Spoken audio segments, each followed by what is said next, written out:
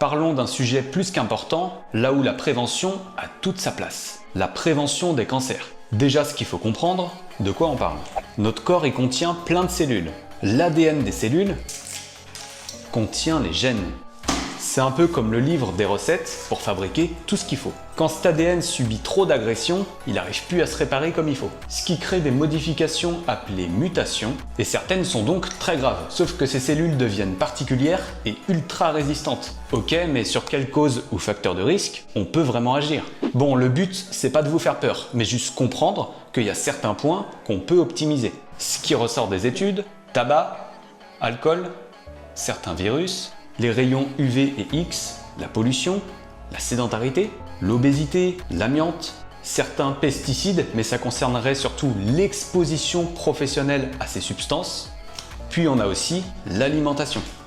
L'excès de charcuterie, dont un lien avec les nitrites, l'excès de viande rouge, l'excès de sel, l'excès de produits fumés ou cuisson au barbecue.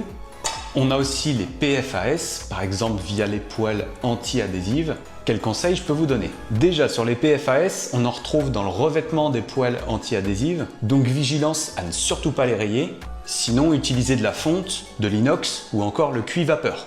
Se faire aider pour arrêter le tabac, bien aérer les pièces, réduire au maximum l'alcool et les boissons sucrées, trouver des substituts comme le kéfir ou encore le kombucha, pratiquer une activité physique régulière, en partie pour renforcer sa masse musculaire au détriment de la masse graisseuse. Pour un tapis de marche, je te mets un code en description. Éviter l'exposition prolongée au soleil ou se protéger avec des crèmes adaptées. Pour mesdames, le fait d'allaiter est un point protecteur.